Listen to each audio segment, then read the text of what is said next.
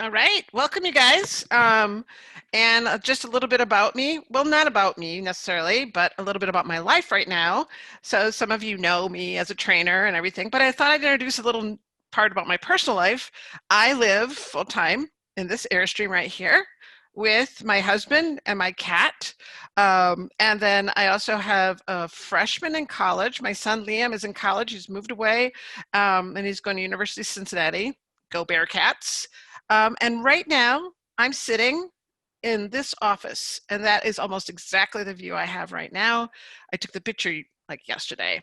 I'm working from a basement. We're all working from somewhere, right? And I'm working from my parents' house on the lake's basement because it's better Wi-Fi than my Airstream. But this is where I live, so I might be coming to a town near you soon. All right, so that's a little bit about me. Um, Besides the fact that I'm a trainer and I've been doing this forever and you've all seen me do other things, but let's go on and we're going to talk about work now. How about the Material Explorer? So today my agenda is first I'm going to do a quick overview of the actual Material Explorer. We're going to go in and then dive into the Material Lab and talk about the Material Lab, how to make paint that's exactly the color you want, how to get your pattern fabrics to get the right repeat, and then we're going to make some cool glass. Patterned glass or etched glass. So you can have this rendering behind me. Isn't that cool? And then I got a bunch of extra resources for you.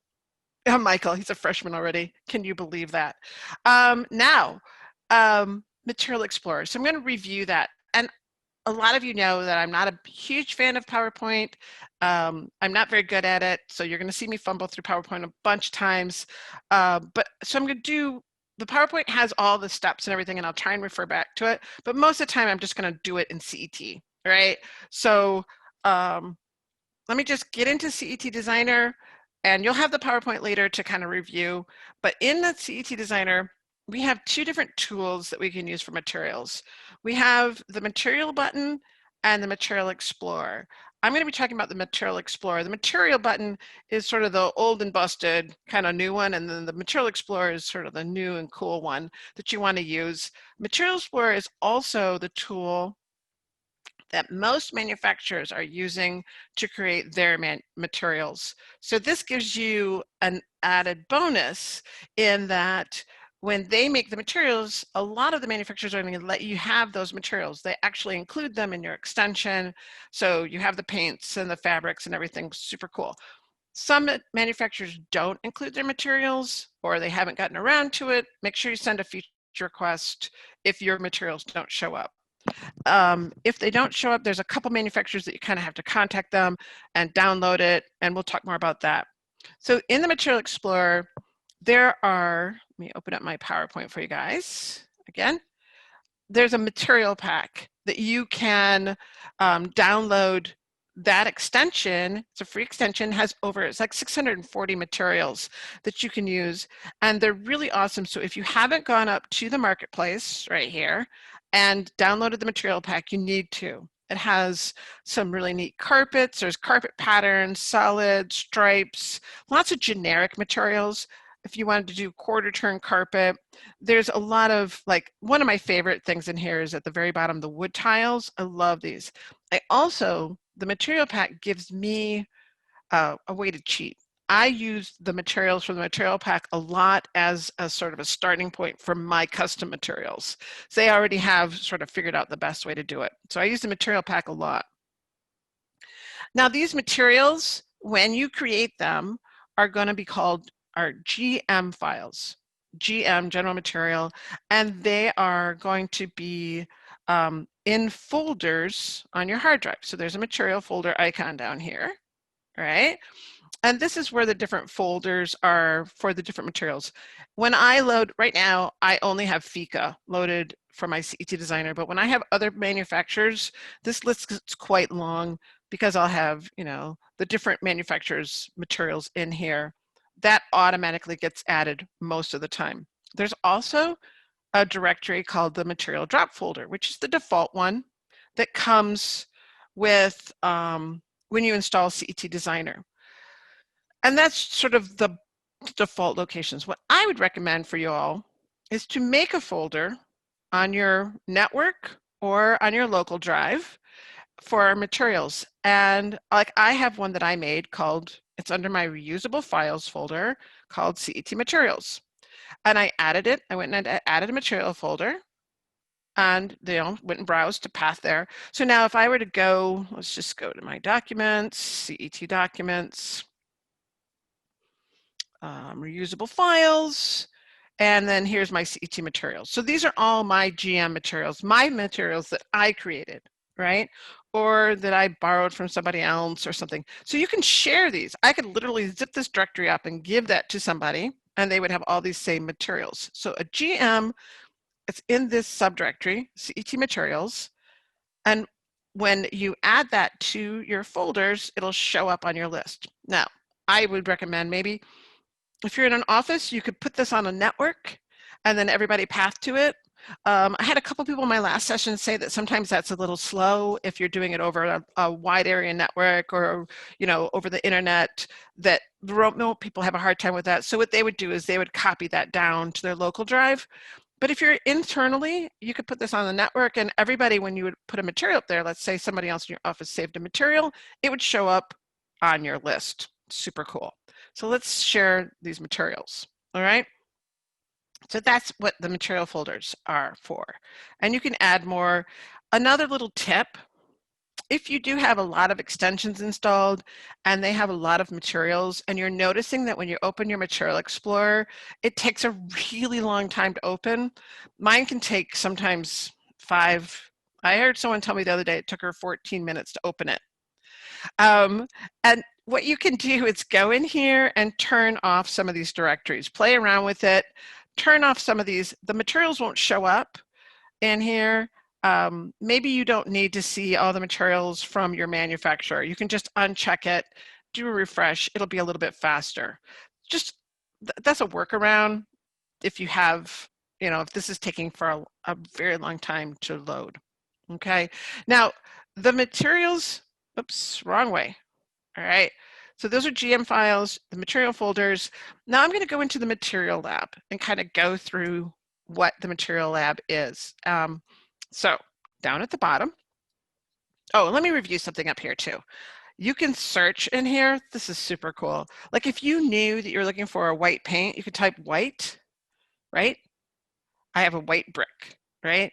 Or you could type in the code that the manufacturer put in there. Some manufacturers, you can actually type in the name of the fabric or the material. You can pick small, medium, or large icons. I go with medium. You can do a sphere or a plane. It's all your choice. Just hit refresh. So I wanted to point that out. Now, when I go down here to the bottom, this is where the material lab is. This is what the most important part about our presentation is, learning about material lab. Great. So in the material lab, we're looking at, and I don't know what this thing is called, what the shape is supposed to be called. It doesn't really give me a tooltip on it, so I don't know what it's called, but this ball on a ring thing, you can see that's one shape you can look at, or you can look at it as a cube. And keep in mind, this cube is 1 meter square, right? So from here to here is a meter. Or you can look at your material on a sphere or on a cylinder, right? And these are just different ways to look at your material so that when you want to know what it's going to look like, you can get an idea. So for example, maybe I want to know what it's going to look like on a flat surface and a rounded surface. What I'll do is I'll come up here to this render material button and render it. And this side will show me things like reflection and sparkliness and things like that. All right. And so this gives me an idea of what it's going to look like. If maybe I want to see what's it going to look like on a cube, then I can go hit my render and see what that's going to look like over there. All right. So that's how you can kind of preview how your actual material is going to look. On the left are all of our properties. All right. And so I can say at the top under general properties is the file name. And I maybe come back and do a file name after I've made my material. I don't know what I'm going to make yet. But I can type it in here, or when I go to save it, it'll create the file name. There is another property here called double-sided. And I normally don't do double-sided. I would only do double-sided if it was like a single, maybe I was going to make a sheer curtain and I needed it to render from both sides. Then I would make it double-sided. But I very rarely do double-sided. Sometimes glass is double-sided because it needs to be rendered from both sides. I don't need to render the inside of this, right? See how there's nothing in there? I only need to render the outside. And then I can put it in a category. Now, category is something that's really important. And this is how you're going to save your materials. It defaults to other, right? And these are categories over here. I tend to think of them like subdirectories, but they're not at all subdirectories. They're more like what I think of as more like a catalog code. So if you have product, like I work with Fika, and the category would be Fika, and the product is in that category. So you can make your own categories. Like I have ABC Bank, I made Benjamin Moore Paint, I have Cate stuff, right? I can make my own category by going all the way to the very bottom and clicking New and typing in my category. Pro tip, you got to hit enter here. You can't just type it in. This is one of those few times where you actually physically have to hit enter for the category to be made. Now that category, when I make it in here, isn't going to show up over here until I save a material to that category. All right, so let's say that I'm going to make something and I'm going to put it in Cate stuff. I'm going to make a material, just a random material, and put it in Cate stuff. I generally recommend that when you make materials, you put them in the correct category. One manufacturer that I'm not going to name has all of their materials under other. Okay, it's really difficult. You want to make sure that like fabric is under fabric and paint is under paint. You also want to make sure that you don't name them two different names. So try and be careful with your categories. Okay, so once you have a category, then you can either do a color or a texture. And in this case, what texture means is JPEG. So I have a Configura logo JPEG, it's putting it on here, right? Or I can do a color. I can use these little sliders to change the color if I want to, maybe find a color I like, or I can click on this and pick from this bizarre combination of colors. Let's go with, I don't know, the salmon color, that's good. Like I want that salmon, but I want a little less bright, right? A little muted. So there's a color I like, okay? I can also type in the RGB. We'll come back to that in a second. And we'll talk more about texture too, further down. The next section on here is specular. And you can think about specular as the sparkliness, Corey. How sparkly is that? So this is a non-sparkly ball, and I'm gonna make it sparkly. I'll put in, and when I say sparkle, that's sort of like when you take your ring in the jewelry store and there's a light and there's a little white part that comes up. That's the sparkle, right? Or the specular. So when you look at it, see how there's a little white section right here? That's specular. Now, if you, that's different from reflection. Reflection is going to be, is it going to show these lines? So let's take this and make it a cube and add in some reflection. Right? I'm going to make it a little less, there we go.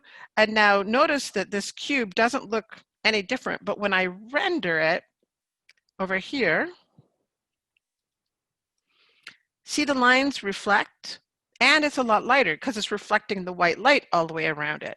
So you want to preview it by hitting this little render icon to see how does it really look. Is that too sparkly and too reflective, right? So you can add reflection and you can add specular. They're two different things. And if you go here, let me just show you something. Think of this spark, whoops. I'm not very good with PowerPoint, I tell you. Specular, think of that as sparkle, and reflection is how much it's reflecting, all right? The next one on here is, after that, is opacity. Now, how opaque is it going to be? Is it going to be a sheer piece of glass like that? Or is it like just a little bit transparent? So you can mess around with that. There is also a thing called refraction index. All right, and what refraction is, and I have it in my slide. Remember this? You probably saw that when you're a kid, you put a finger in the glass and it looks like your finger's bending. That, and when I first started learning rendering, they called it the IOR, the index of refraction, right? So if you have some IOR, you're going to get this action. One thing, I don't know if anybody here has used the railing that's in the stairs extension, and that when you put glass in there, the default glass for that has a really high refraction index. So when you look at your renderings, you're like, what is that weird line going through? It's because that glass has a really high refraction, and it makes things do some crazy bendy things. I am going to, I don't know if we can really see it. If I turn my, let's make it really high. Let's see what happens when we render it. If the line's on the floor, yeah, so you can see how the lines are all doing kind of goofy things here. Like this one doesn't really line up with anything because it's bending. All right. So I usually be careful in renderings that your refraction index is fairly low, because it does some wacky things when you see the line does this. In real life, you can deal with it, but in the rendering, it's just crazy. Now, the last one on here, let's just do this. The last section is bump. And what you can do is you can take an image. It can be a black and white image. It can be a color image. It can be anything. And bump will take the dark portions of it and make it look like it's cut in, right? So I can have the Configura logo kind of cut in here. Do you see that? You can also just use, and I have a texture, a sandstone blocks that I'm going to use, right? And so it can make it look like painted sandstone. Let's see what it looks like. So I've got that bump pretty high, right? And I'll render that and see what that looks like. Now I did turn off my reflection, but I do still have sparkliness. So there's little white sparkles on the tops of all those bumps. Do you see that right there, how its color is different? If I take off my specular and then render it, it'll be more flat, like a flat paint. It'll still have depth, but it doesn't have those white spots on it, the white specular. So now I have sort of a flat brick painted. Maybe I'll add a little bit of specular. I don't want much because I want it to be like maybe a semi-gloss, I don't know. And let's see what that looks like. So you can see now, pulling all those things together, now that I've got this peach painted sandstone brick, let's call that salmon. Sandstone. Okay. Got all the settings on here. I'm going to go up to File, and I'll hit Save.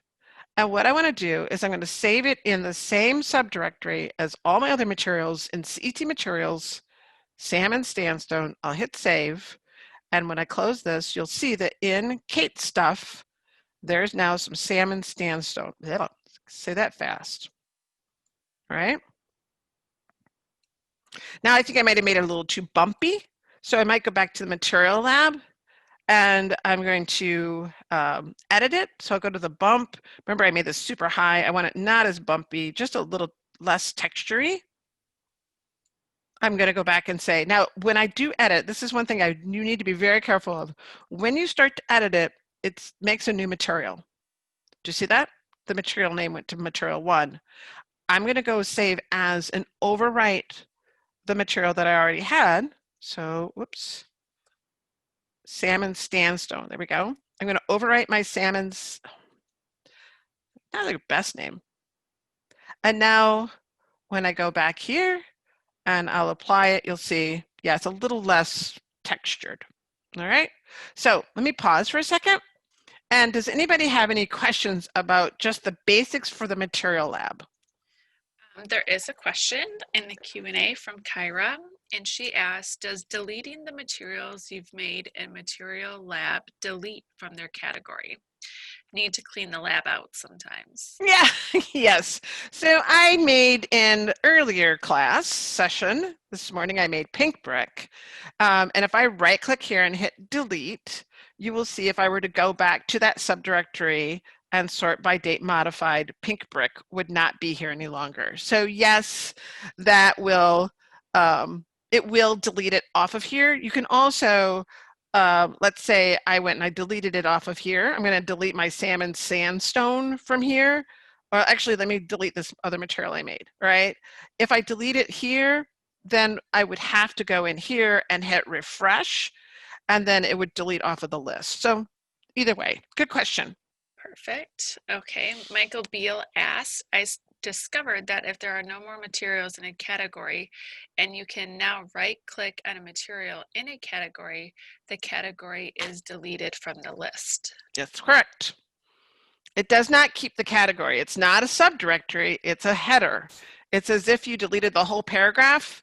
The header for the paragraph is gone. So yep, the category isn't, I mean, we're all thinking of category as like a folder or an icon, like a subdirectory. It's not a subdirectory. That's what, I'd make that mistake all the time too, Michael. It's not, it is just a way to sort things. So yeah, it'll go away. If I deleted everything, I put some materials and I had typed in the name wrong and I went and fixed it and then it was gone. Good question though. Good Perfect. observation. Any others? And he commented that you showed him that. Okay, Carrie asked, can you please explain the alpha mask? I will in Which a minute. I think you go in. Yep. We're going to get into it. Yep. Good question. Good segue. All Okay. right. Any others? Does the format change as the CT designer goes to a new version? No. Mm-mm. So this GM material has been this GM material for a long time.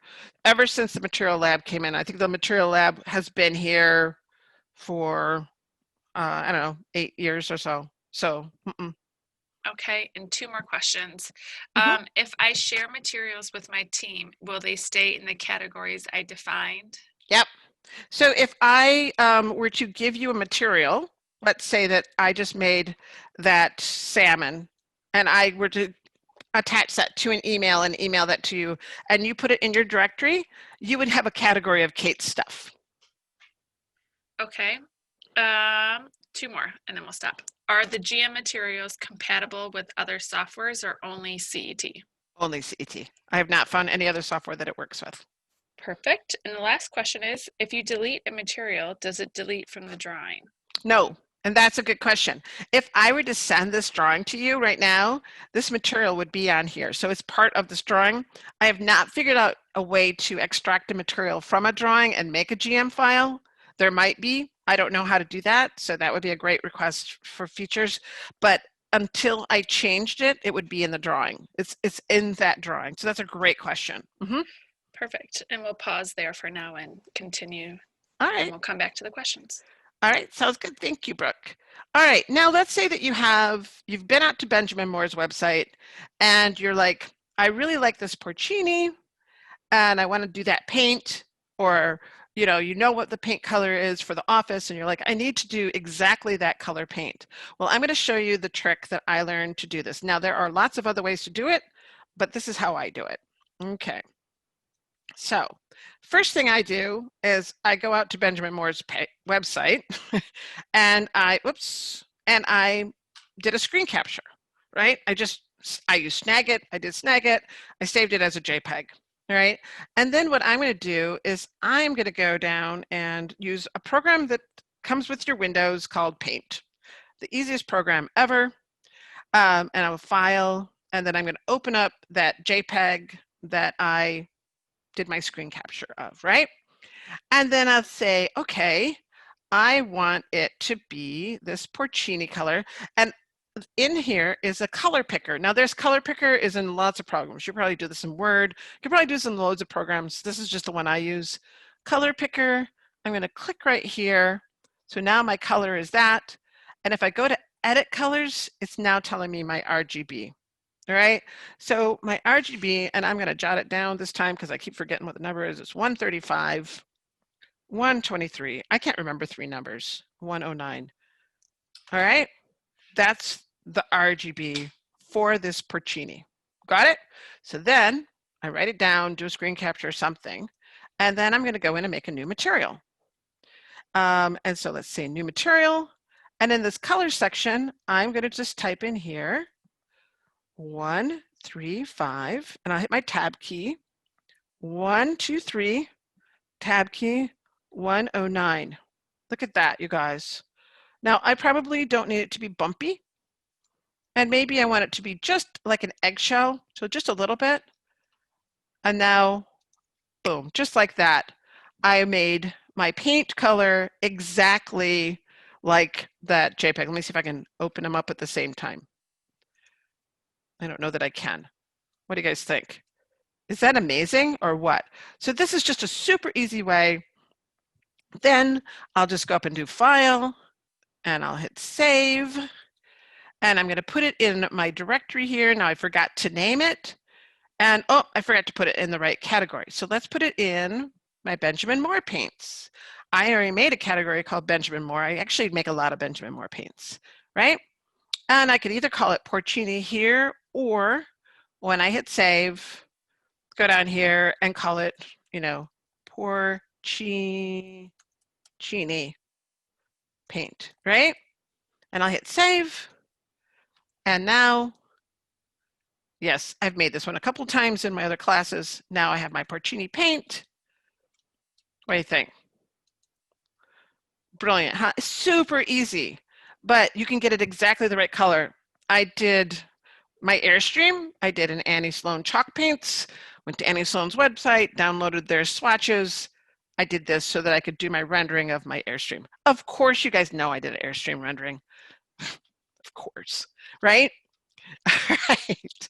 So that is super, super simple. You enter the RGB, maybe make it a little specular. Now, I don't know how specular to make it for like eggshell versus flat. Um, if I had some other paints from some of my manufacturers and there was like one that was similar, I might double click on that one and use it to find out how specular, like let's say the manufacturer did that paint, right? So that's how I would know. I don't know exactly. I kind of fiddle around with that a little bit. Any questions about the perfect match paint? Um, let's see here. Um, Nothing around the perfect match specifically. We'll get back to these other questions. All right, cool. So now let's do pattern fabric, right? So we want to find a JPEG. I'm going to do a shout out to Maharam. If you guys are doing Maharam, they do a really, really great job of giving you some great resources. So let me bring over my Maharam page right here. So I love these guys because the fabric, they give me a great sample. They show me what it's going to look like, right?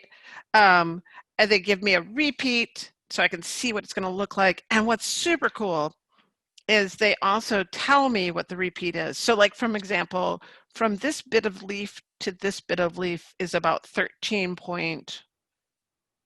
and a half inches, right? And then these guys are awesome. They give me a JPEG. I can download it. Now, this one is the best one I've found. I was doing some design text fabric the other day, and I'm having a hard time getting the whole thing, right? So sometimes it's harder. Sometimes you're going to have to go in and, you know, do some editing, right? Like you might have to go like find a better swatch of it. You may have to scan it. I'm going to give you some tools later on how to do that, but you want to get the materials so it's going to tile correctly. And then what you're going to do is take that tile, that sample that you downloaded. So I downloaded a JPEG, and I know that that JPEG from this corner to this corner, because they told me the repeat is 13.5, and I only see one of each of these things. So I'm assuming this is the repeat, right? Is 13 and a half inches. So what you have to do is take your sample and figure out how big that sample is. If I downloaded a little 3x3 swatch from the website, and it looks like it's 3x3, or if I downloaded a carpet tile and I know that the carpet tile is 15 inches, that's how big it is. I don't really care about the actual JPEG itself, right? What I need to know is what does it represent? From here to here, this represents 13 and a half inches. So important, all right? Many manufacturers are going to give you the samples now because they know you want to render with them. Sometimes you have to order it. There's a lot. I'd say a lot of different ways to get it. All right, and like I said, I'm working on a design text one that I'm having a hard time getting the repeat correct on it. So I haven't quite figured that one out yet.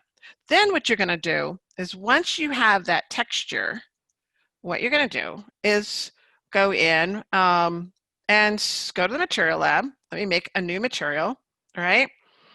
And I'm going to make a material with it. So I'm going to say this is going to be, and I already have a category for my hair and fabrics, right? And instead of a color, I'm going to grab texture. Texture in rendering world means JPEG, bitmap, TIFF, GIF, all those different files. Those are textures. I know in my head texture means bumpy, but it doesn't in here. So I'm going to go browse and I downloaded this last week and I put it in my CET doc. I keep all of my JPEGs under CET documents, all textures. And this I do keep in folders. So you can see these are all the materials. I'm a bit of a hoarder. I download so many things. Maharam, and it's this one right here. And so in that zip file that I downloaded, they actually gave me 7 different colorways. So I'm going to do this one right here. This is the 003. Okay, so I'm open that. And there we go. Now remember, I mentioned this earlier. It stretches this JPEG out to be 39.37 inches, which is a meter. So it took that sample and it stretched it to be 1 meter. So the scale's wrong. What I'm going to do is go down here to width, and I'm going to type in here 13.5 and enter. And now that's the correct scale, because I know that from this side to that side of that sample, 13.5 inches. Okay? Now, I don't need this fabric to have any specularness. I don't need it to have any reflection. I don't really need it to be opaque, although it'd be kind of fun to have a like a sheer.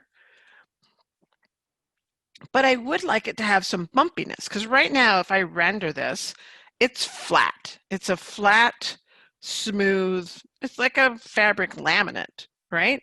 That's not right. I want it to have some bumpiness to it. And so what I'm going to do is go down to bump, and I don't want it to be the Configura logo. That doesn't make any sense, right?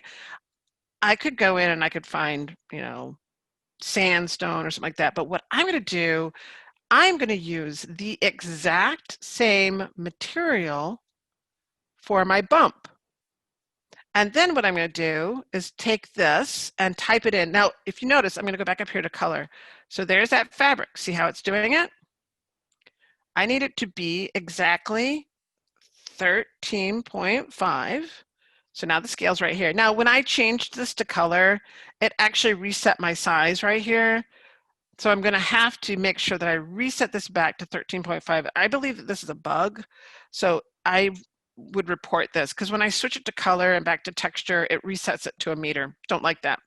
So now I'm going to put a bunch of bumpiness on here so you guys can see. Let me render this and see how it looks. All right, so let's see. So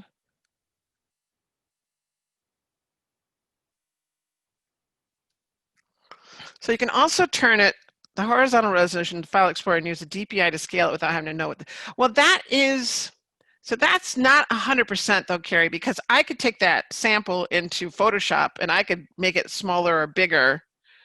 And, I could have stretched that out to be 60 inches. If the material is correct, yeah. So that's something that I would be real careful with though. Yeah, so provided the original image is to scale, right? So now I made this extremely bumpy. It might be too much bumpiness. So let's take it back down a little bit. So it's just a little textured, and then go ahead, render. And let's see if it looks better. All right, so now I've got this fabric, right? And I'm going to name it up at the top. What am I going to name it? Let's see, I'm going to call it Blumen, MEN 003, right? And it's going to be in the Maharam fabric. So when I go File and hit Save, I'm going to put it in my CET Materials subdirectory. When I hit Save, it's unnecessarily high. So that sample that I had, that was a really high res, right? And so it's telling me, this is a really high res fabric. You probably should have taken it to some sort of photo editor, made it less high res. I'm not going to worry about it today because I want to get this on a couch. So now here it is. Yeah, I've made this a couple times already. And I'm going to apply it. This sofa right here, these are from the home section. You can't actually just place a material on a smart symbol. You're going to have to make it a COM, or you're going to have to make it editable. Now, a lot of manufacturers, if you make it a COM, in that COM dialog, there is texture, color, and GM. So then you want to grab this GM. If your manufacturer doesn't have GM on the COM screen, send a feature request. We need to have that there. Then you have to do an edit graphics and do it that way. Okay? So let's see. Now, oh, I see a question. What about JPEGs from Fabric that don't show the whole repeat? Now that is a huge problem. Then you're going to have to do some fudging. And there's a program that I'm going to show you in a few minutes. That's the one I'm having a hard time with my design text one, because I can't seem to get the whole pattern. I haven't really figured out how I'm going to do it yet. Probably I'm going to take it into Photoshop or Paint.net or something like that and do some mirroring and to get the big whole pattern. So sometimes you have to do a little bit of extra work. I haven't reached out to the manufacturer yet to ask for a better JPEG either. So those are other things. All right. So unfortunately, that's not a good answer to that one. All right. Any questions about the fabric before I move on? Is there anything in the Q&A? Yep, there is a few questions around it. Okay. Okay, Patty asked, when you have applied a fabric to a piece of furniture, can you go back and examine the furniture to find out what fabric was applied? There's not really a way to do that. And I wish there was, because like if I go down here and do like a query on it, it doesn't really tell me anything. On this particular sofa, because it's a catalog symbol from Office, I can remove the material, but no, there's not any way to do it that I know of. I've tried to use the eyedropper to grab it and pick that material and apply it to something else, and I just was able to do that to that wall. So that time it worked. How about that? So you can use the eyedropper. How about that? Perfect. Okay, next question. Sarah asked, can you please redo adding the texture to the fabric? They'd Sure. like to see that again. All right, so when I went in here, and that's kind of cool, is when you want to add the texture, you literally use the exact same JPEG down here with the exact same settings. So sometimes you're going to find a bump map online. You'll have a material, and then you'll have the bump, which is the black and white version of the material. And then you can use that. You can use the colored one for the primary color section, and then you can use the bump BMP map for the bottom. We don't usually have those for the ones we make. So I just literally use the exact same JPEG and set the scale and everything exactly the same. Okay. So I just went down here, I went browse, found the exact same JPEG, put it at the exact same size and scale as the other. So just right here. So here's the primary color, and then here's the bump. Okay? That answer that question? Any other questions? There are a few other, but I think we'll save them for the end. Okay, cool. So now what we're going to talk about is etched glass. Okay? And some tips for etched glass. You're going to need an image with a transparent background. And getting an image with a transparent background can be a bit tricky. CET will only let you use a file with the PNG extension. I'm sure one of you knows what PNG stands for, but I don't off the top of my head. So PNG file with a transparent background. If you can find that file without having to do any work, awesome. I couldn't, so I'm going to make my own. So you're going to need some sort of image editor. Photoshop, Paint.net, that's the one I'm going to use. I have another program on my hard drive called GIMP. I know it's a weird name. It's Graphical Interface Management Program, I think is what it stands for, right? So you can use any one of these to edit it, all right, to make it have a transparent background. Now, you also are probably going to need to make different glasses for different applications. So if I were using an etched glass, say on tiles, I'm going to need to make one that fits that tile. And maybe if I have some tiles that are wider, I might have to make a different etch glass for that one. You may have to make specific GM files for the specific places that you use it, only because it's not like a regular fabric with the repeats all the same. You're probably going to have to do a few different ones to and really know what size my window is and make the etch glass fit that window. All right. Then you're either going to have to do, just like I said with the seating fabric, if it is like a systems furniture, you're either going to have to make it a COM, which I'll be honest, when I was doing the COM, I was having a really hard time. I ended up just doing edit graphics and applying it. Be honest, it was really having a hard time getting the COM to line up exactly the way I wanted. So I just went ahead and I just, made it editable. All right. So those are some tips for etch glass. So now what we're going to do is we're going to make an etched glass image. So I said, I want to make a tree on the wall, right? So I went out to the internet and I Googled a tree image, right? And I found a little JPEG. I right-clicked Save As, this little JPEG of a tree. It's just a tiny little JPEG of a tree. Now, I'll be honest, I actually did one with more trees, and it was like, I don't want to spend all the time doing that one. So we do this tree, okay? And then what I'm going to do is I am going to use my program, like I said, paint.net. It's a free program you can download, all right? It's a really cool program, very simple to use. I went to File, Open, let me get my tree.jpg. All right, so here's my JPEG. And what I need to do is I need to make the background transparent. So basically, I want to erase all of this white space. And Paint.net has an awesome little magic wand, and I can just sort of click like that. Is that cool? Let me hold my control key in and zoom in a little closer, and I'm gonna hold my control key down and sort of go, this is very satisfying, I have to say, right?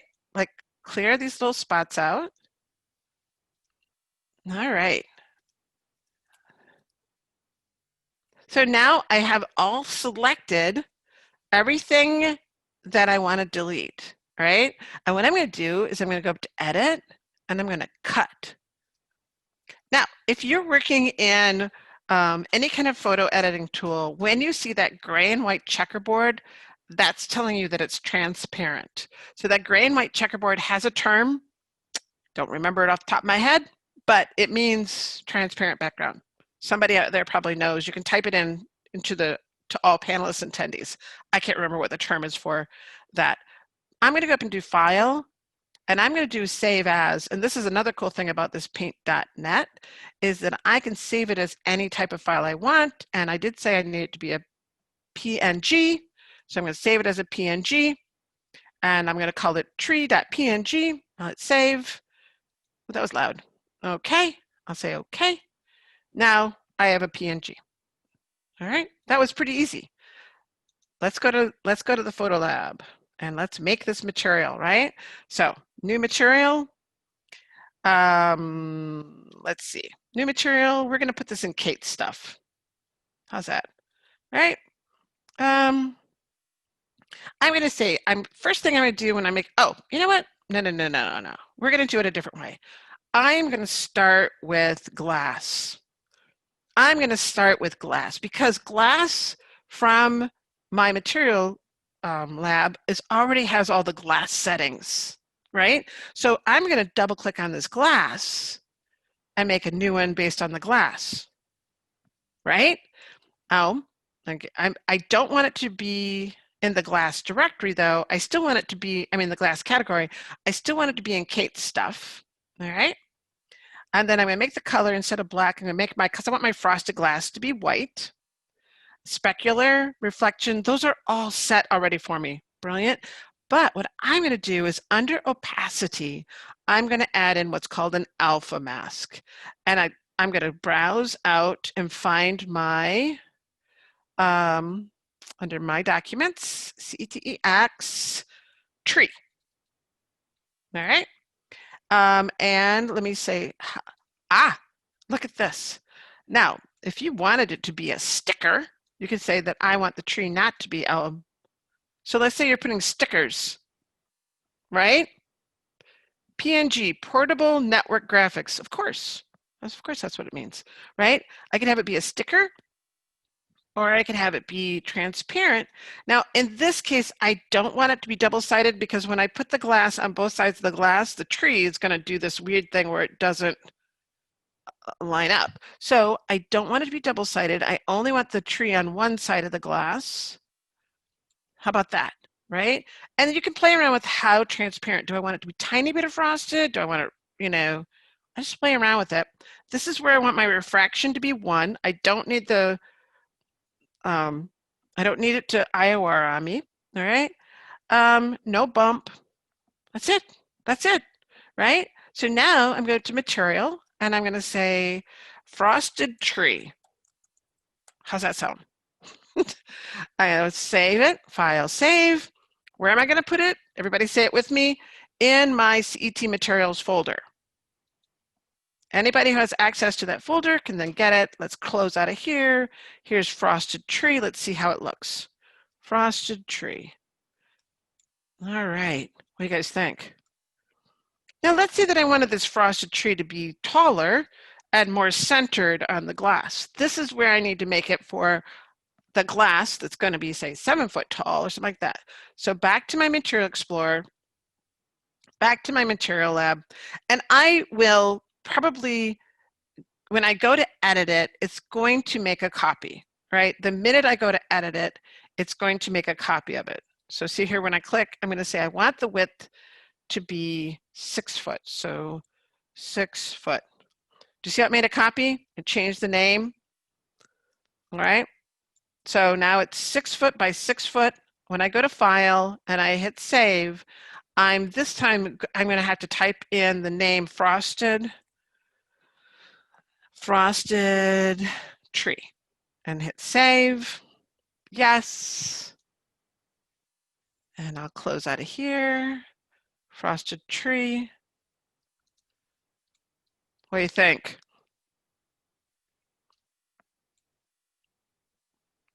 All right. Now, one more. How much time do I have, Brooke? We got about 20 minutes. Oh, Or plenty wait, of time. no, 10 minutes, sorry. Oh, man. All right. So I created a new glass. I didn't make it double-sided. I left the specular and the reflection the way glass was, right? I went down, I made my IOR 1, and then, set my glass to whatever amount I wanted. And then I set my tree to be 72 inches tall, right? Now, what if, so there's my tree. Woohoo. What if I wanted it to be colored? What? All right, let's do some colored glass then. I know, I'm just having way too much fun with this, you guys. So back to my material lab. And this time, really, this is actually super, super easy. All I gotta do is go find on the interwebs something, and I did just download this, right? I went in and grabbed this color, I took it into my paint.net, I erased the background, so there's just a bunch of circles. I made it tall so that I made the JPEG, I stretched the canvas out so the colors are in the middle, and it's a big, tall piece of the image. Open it, and watch this. When I render it, I love this. Look at the shadows are colored. Ah! Is that the coolest thing or what, right? So you can do that just by setting this color to white and then putting that in there, right?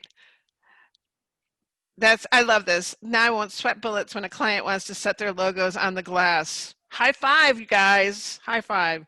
All right. Questions. Who has questions? Oh, wait. Should I keep going, Brooke, or do you want to do questions real quick?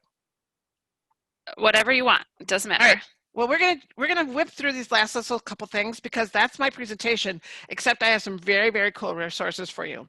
One, that fabric that was making us crazy about the tiling, go get this program, Pix Plant. All right.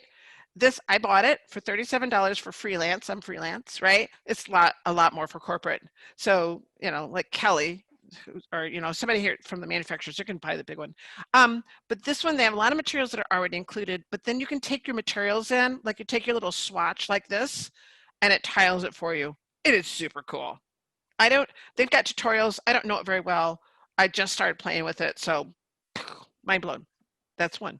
Two, want some awesome background images or some awesome, look at these awesome fabric, these materials.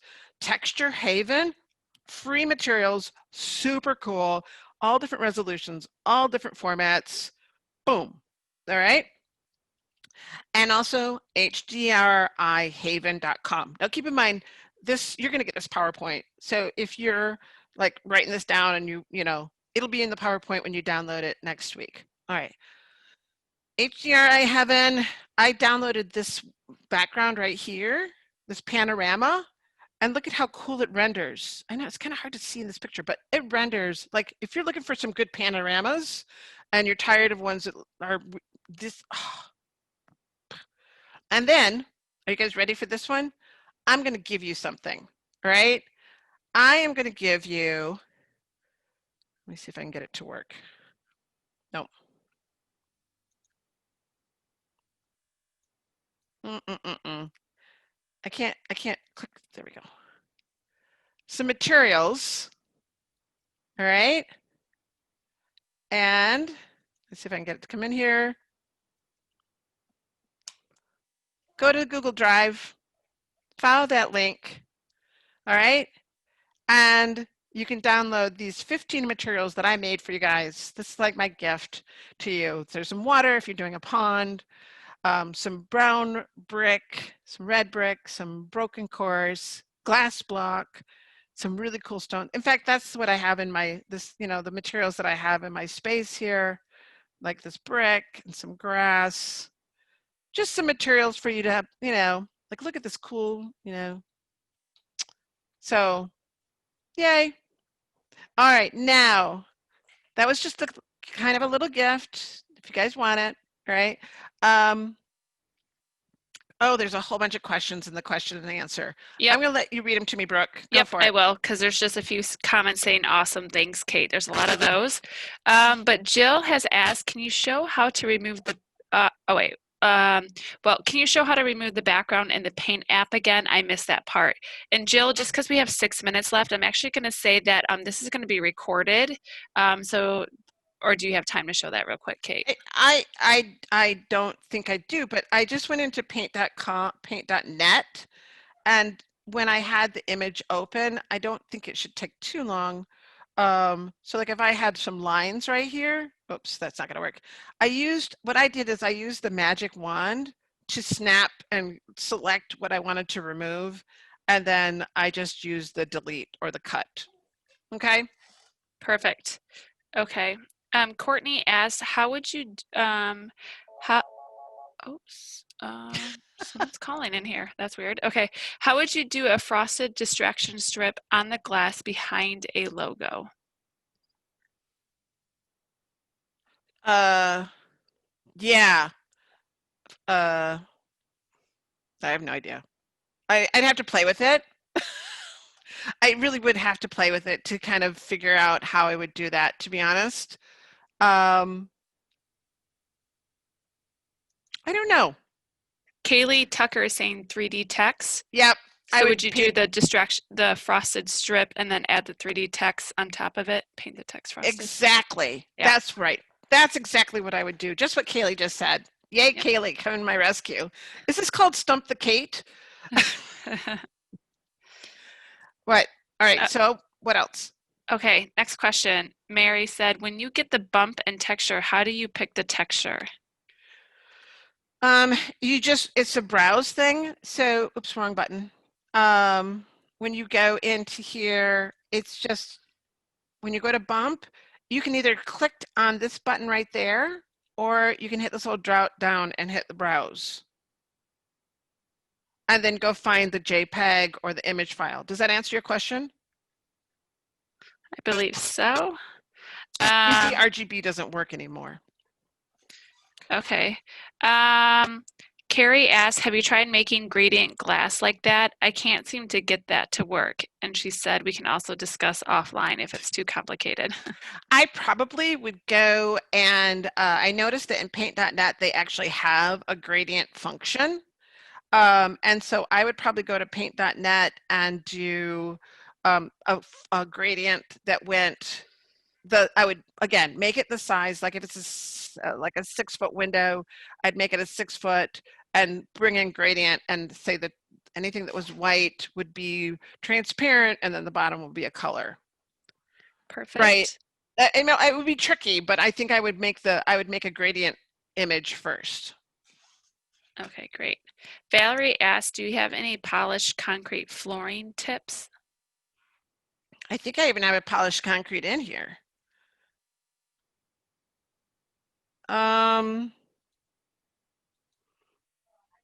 Nah, this one's not polished. It doesn't have any. I just put a little specular on it. I make concrete and I make it a little bit specular. That's all. This one's just flat. So, yeah, Okay. just a little bit. All right. Any others? Paul Riches asked, and I believe we answered this, what's your process for the seamless tileable when the repeat hasn't been provided by the manufacturer or the JPEG has been cut weirdly? I normally will go. So I'm going to try and start using this PixPlant to do it. But I usually would take it into Photoshop and then I would try and copy it over and line it up. And I mean, I did some pretty weird stuff in Photoshop with copy and paste. You can see I have a material where I did like just copied and paste and I'd flip it to make kind of to approximate because sometimes it's dark on one side and light on the other. And so then I would flip it and then I would blur with that little spotting tool. I did all kinds of weird things to it in Photoshop to sort of tweak it till it didn't have any. But I think in this PixPlan, I was just looking in here, I think they have some ways to normalize it. I just got this last week, so I'm just super excited about it. Okay, and two more quick questions just Sure. for time. Any tips on making custom carpet tile layouts? Yeah, so that one you're basically going to want to make your floor. You're going to because I know there's a lot of people that are doing that now. I would probably go in and do one carpet tile, and then you're going to have to go in and do the carpets and coverings to the shapes of the different colors. I used to do some like that. I would do just a solid and just make a solid shape using this. And then, you know, if you have curves, you can do all that using these carpets, right? And then apply the material to the carpets. That's going to be your best bet. It's tricky. You may have to do some offset in the material lab. You may have to go in and when you're working on your material, you may have to move it to the X and the Y a little bit so that it lines up correctly. And that's a little tricky. That's the same when you're doing a circular carpet. You have to kind of work with your X and your Y. I would have shown all those things, but it's only an hour. Right. And the last question, and that a few people have asked, is can you show your Airstream rendering? Um, yeah, maybe. It's kind of crazy because was just me working on the colors. No, I'd have to open up the drawing. I Yeah, didn't actually that's save it okay. as a JPEG. I I was playing with the colors and I did all, yeah. No Well, problem. Well, and actually that takes us to 3:40, you guys. So our hey, thanks you time is guys. up. Kate, as always, you did an awesome presentation. Thank Just for you you. guys in this presentation, don't forget about the CEUs. That drawing is posted on the CTX briefcase, and my initials are BS, which you won't be able to forget. So, and you can just add that to the presentation. Thank you. All right, thanks, Kate. See you guys.